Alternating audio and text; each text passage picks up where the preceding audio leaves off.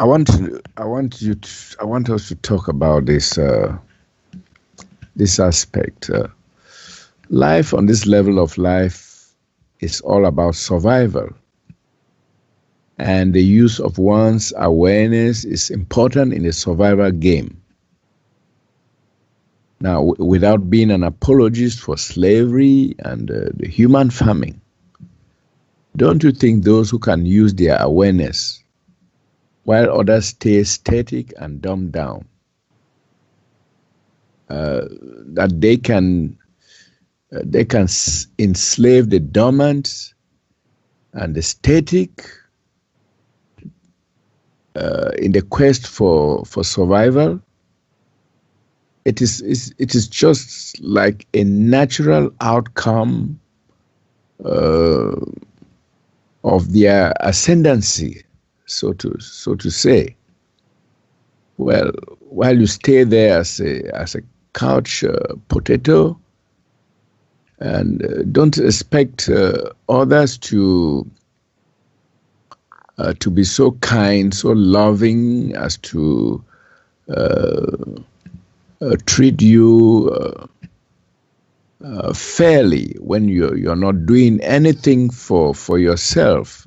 Maybe to raise your awareness, to come up to appreciate what life is. Yes, life has to be lived and fulfilled according to the desires of individuals. Now, without labeling slavery right or wrong, don't you think it is part of the game for survival and self-preservation on this life level, this level of life? Even human farming and all the like is part of this survival game. They say survival of the fittest, and we find that in the animal kingdom, where the animals they go about in groups. There's a well-structured organization.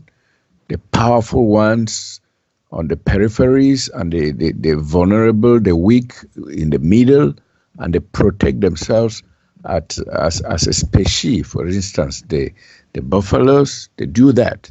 And when they meet the lions, you see how there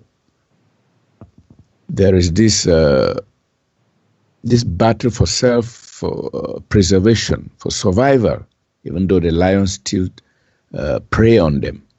So when you transpose that on the human scene, I look at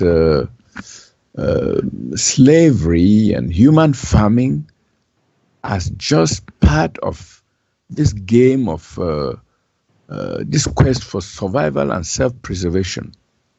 But I find we are labeling it as something bad, as something very reprehensible. Can we take a closer look at it? What's your take on this? There's always two sides and more to everything. And so, yes, that's very good, Charles. And I'll agree. Again, I'm fine with everything. And so some people need this.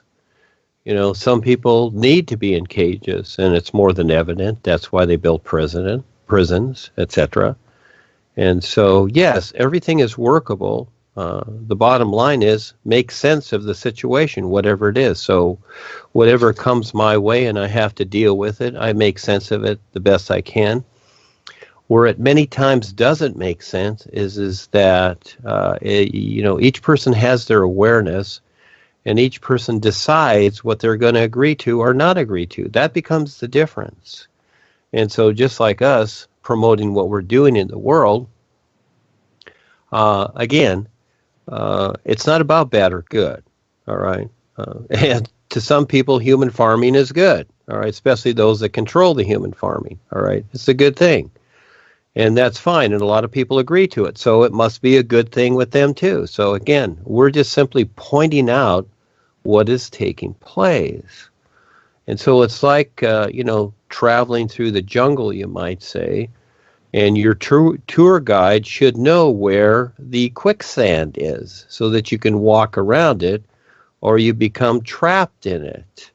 And maybe some people have went into quicksand thinking that, oh, this is a great spa. This isn't as bad as, it's made out to be. So again, it just depends upon each person and each situation. So I would say that you make sense of it. So yes, the human farming has many sides to it, and people can do whatever they want to do. And so the references that are created here simply give people comparisons. And as things are created, we're all involved. And yes, it is survival of the fittest, you might say. And this is where the new use sessions come in, and where many people mistake the new use sessions for control and manipulation. That's not the idea, because it doesn't work like that. That's like asking the air to, start your car in the morning. I would say the air is not going to do that, nor is the sun shining going to start your car for you. But you can think whatever you like.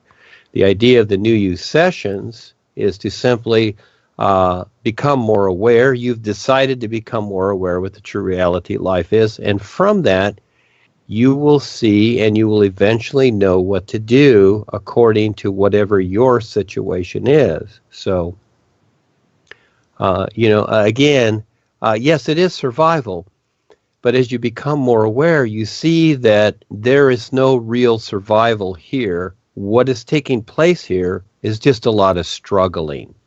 That's all you do. You struggle and you maintain. That's all you do here.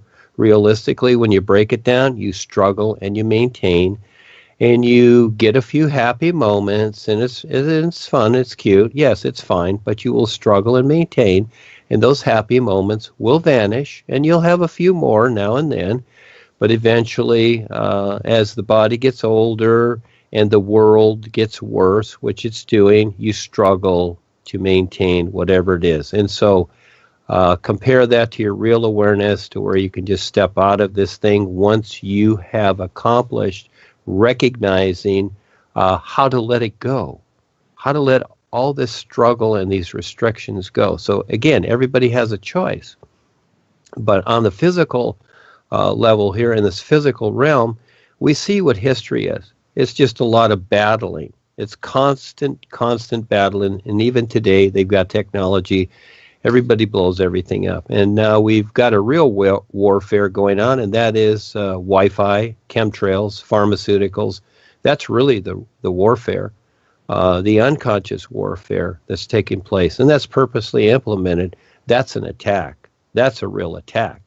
And so what I say about, this or that's out there, the nonsense that's going on, people think, oh, that you're attacking that, Duane. No, that's not an attack. That's a viewpoint showing you what's taking place and what's being demonstrated.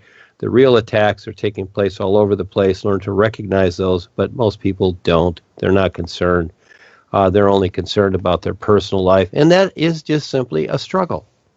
And yes, you may have a good job, and you may make income from the cabal that rules the world, because they print the money, and they want you controlled and unaware. And life can be fine. Well, it'll only last a few moments. That's really all it is just a few moments of this or that, because there is always a bigger picture, but you decide to see it. So, yes, we see the struggle that's going on. We see the struggles that have been going on in history. It's a very good demonstration to decide to see more and make better choices. But again, that's the toughie with the individual's free will. We have free will here. And as I've said many times in the real universe, you don't need free will, because it's an isness. It's so cool. You can give up everything and you're fine. But here, free will usually leads to self-destruction. Basically always does. Because there's always drama and things involved. And that's a choice each person makes. Again, it's not because I say so. It's because of each person and what they decide, Charles. So, Yes, you learn to see the difference between the struggle here and the torment and the torture and the self-created demise of individuals, even those that say they want to live and whatever. Lots of times just for control and to make others struggle, etc. They want to live on the top of the bodies of others, and this is what it's really like here. And the old saying, "Only the strong survive." Well, those are cute sayings, but realistically, this place is what it is. And no one has to stay here. You can become more aware, or you can keep deciding to stay here. So the world is doing what it's doing. That's real. I'm not here to decide what the world's doing. That's not the idea. The sun is not deciding what the world is doing. It's simply giving light to the world so that they can see what it's doing, but most people can't. And they don't want to see. And so you cannot make people see. Right now, Rebazar is dealing with the Queen of Orion. We're going to do the third show here with Claudie probably next week. We're going to go over this as an example because what her son Inky and others have done to the planet Earth and other places in this realm, galaxy, whatever you want to call it, the effects are still taking place, and actually they're getting worse with the fires and the chemtrails and just everything else, because they're a little bit upset at me because I've decided to confront all this nonsense, and their karma is due. Well, still trying to figure out things, but again, the boys cannot make people do things. They can tell you what to do, but you decide if you're going to do it or not. And they tell you the consequences if you don't, but they're not telling you what to do. They're simply saying, do this or do that as one example. Okay, they usually demonstrate something, but sometimes they tell you, hey, don't take that train or don't take that bus. But you still have the final decision. And so it is always up to you to do it or not, whatever. So it's a very interesting situation we have here with our free will, with the struggle, with the so-called strong surviving, but realistically, the so-called strong here, real strength is in your real awareness. It has nothing to do with anything physical. It has nothing to do with the politics of the world where people have standing armies, and it's like our army is bigger than yours and stronger, and we have more nuclear weapons, or our God is bigger than your God. These things are all nonsense, and people are intimidated by them simply because they agree to be intimidated by them. You don't have to agree with anything. You can do better, but you have to learn to see it. So that covers some issues there, Charles. Thank you for asking. The concept of the is seems not to have just popped out of the sky suddenly, but has rather reached a pivotal point in the new nowness life is. And we find the dynamism of this concept of the is and its flexibility seem to be reflected in cultures and civilizations of the past up to this moment.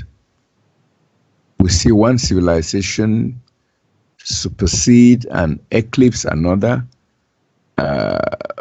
which has become static and fossilized. And while it does this, life marches ahead with new thoughts and new ways of doing things. Now, these civilizations left behind become complacent. They are rooted in tradition and culture, conformism and orthodoxy. So, can you throw some more light on this aspect of lagging behind while life continues to renew itself, while life continues to be new? Okay. What's kind of fun is to learn to see things how life really is, how they really are.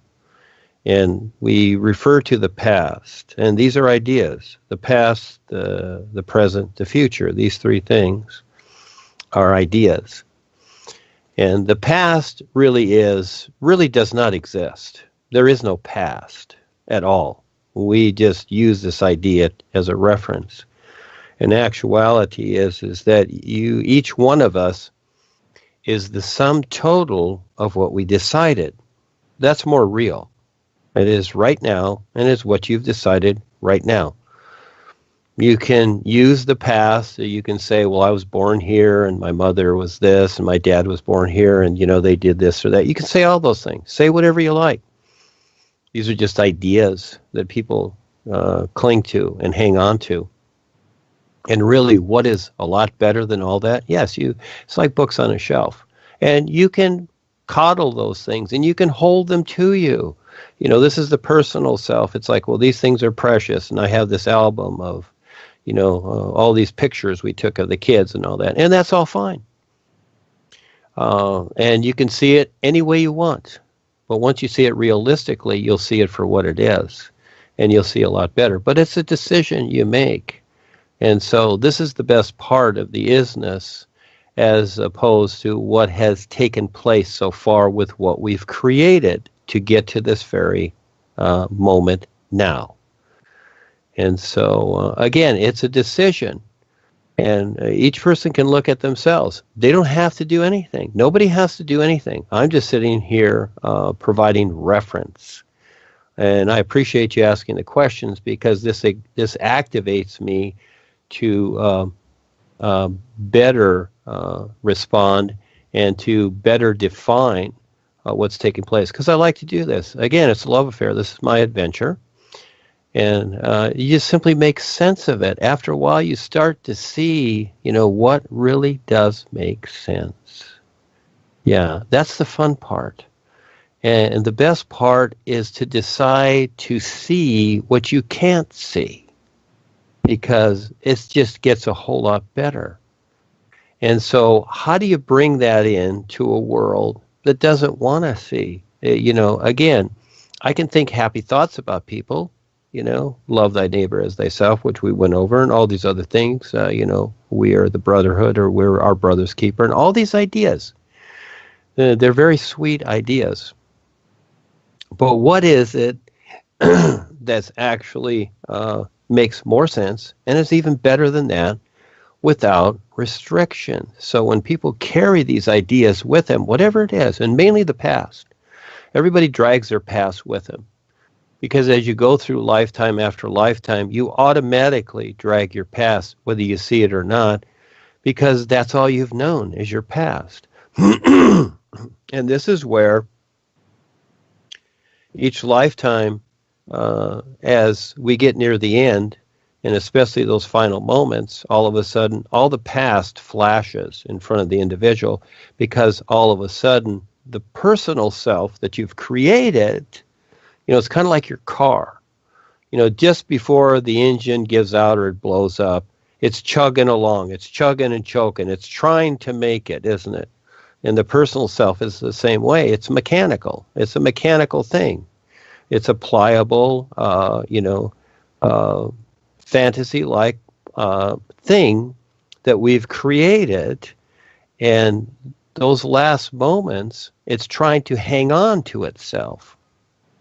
But in the meantime, through its whole life, it has chased this, chased that, doesn't even consider anything, because this is how we've created it. It's kind of like a car where you just put a brick on the gas pedal, and then you jump out of it and let the car go. That's what it is, and then you try and run after it, but you never catch up to it. So lifetime after lifetime, you're chasing your creation that relates to creation itself, for you to eventually wake up. It's very interesting how it all works.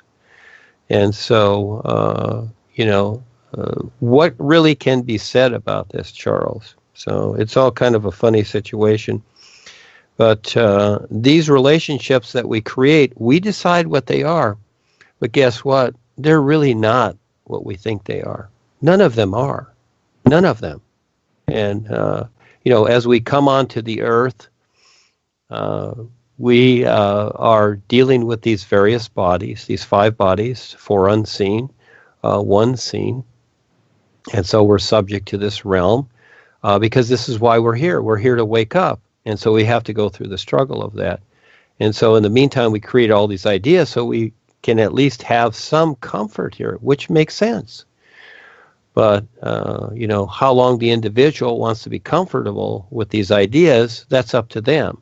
And so from time to time, as this is brought forward, again, all of a sudden, because of what people have been used to and what they've drugged from past lives, now all of a sudden something comes in that doesn't quite fit just in a physical sense. Well, so it's questioned. Well, it's understandable, and you got to figure it out. There is, I'm amazed that they said it, but in the movie, City Slickers, it's a comedy movie with Jack Palance. The first one, when the City Slickers get to the ranch, they want to be dudes. They go to the dude ranch and they want to ride the horses and be cowboys, because they're City Slickers. They have businesses and they work in the city, but they want to go to a dude ranch and they want to play cowboys. And so Jack's very real with them. And there's a scene in it where he says, he puts his finger up. He says, there's only one thing in life that you need to know. And you got to figure out what that thing is. And so this isness that is everything. And yes, as you mentioned, the isness isn't everything. It really is. And it's how you recognize how it is in everything. But at the same time, I would say that it's not necessary to create ideas about what it isn't. That becomes a very interesting situation. So again, what I've created is references. They are not realities, and they're not alive.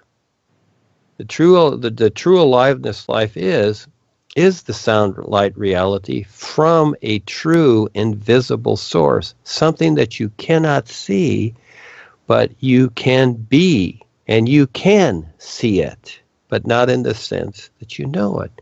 It's so cool how it is. So again, in the physical sense, we need to understand very, very well what this physical body is, what this physical world is, so we have a comparison to eventually recognize what is real. So if we just keep agreeing to the personal self and all its likes and dislikes and whatever, you're just going to simply carry a bunch of ideas with the personal self, and you're going to constantly hang on to those ideas, and because you've chosen it, and you will be at the mercy of those ideas because you've decided it, because they are your restrictions. You've decided these restrictions instead of seeing them as references to a better view. It's very interesting how it works. And this is how life is. Life is nothing is decided by what we think it is. It doesn't exist. Even what I'm deciding here is reference. It's not about that. It's about something that you cannot see with any of your 5 bodies or your personal senses. And it's because it's so much better. But you have to, little at a time, go into it. Again, that's where the New You sessions come in. And because the isness, the all is, whatever, has decided this is what is the real connection now to it. And nothing else. It decided that. I didn't decide that. Many people think that, you just created the new because it's like the hue, Duane, or whatever. No, I didn't do that. I saw it. I was shown this, okay? Life is bigger than me. And I took on the adventure to present it. And for those of you that, start to get an inkling, a little bit of more awareness, all of a sudden, wow, there is something else here, etc. See, you're starting to see what already is, a little parts of it, you might say. We'll just say that. But there are no parts because it's everything. Even creation is the isness.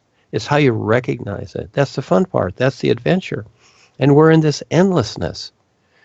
And it only gets better and better and better. Not worse and worse and worse like the world. And so we see all the old ideas, the old systems, and how people cling to tradition and all this nonsense because there's no such thing really, but they cling to it and they try to bring it to life. How can you make words come alive? You know, it's a sound good thing, but realistically, all they can be is references, anything written or said. But when it is a true reference and the intent is real, then they do become alive in the sense that it makes a real connection for you. But you decide that. You decide your experience. You have the right to decide whatever you want. Yes, and so again, Charles, thank you so much for asking. This is for everyone, and it's very important that people can know.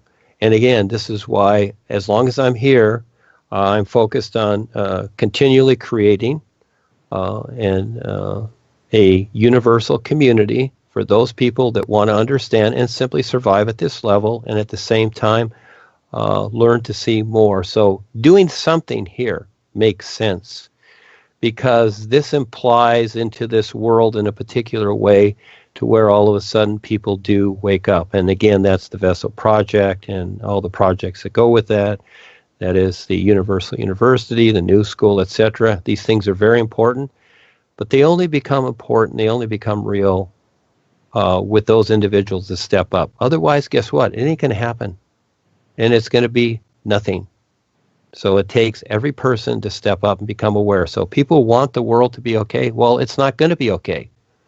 It's just that simple until people decide that it must be okay and make sense of it, because they're not. Just because you think good thoughts, okay, and this positive thinking thing, it goes nowhere. Yeah, you can think good thoughts, but is it changing the world?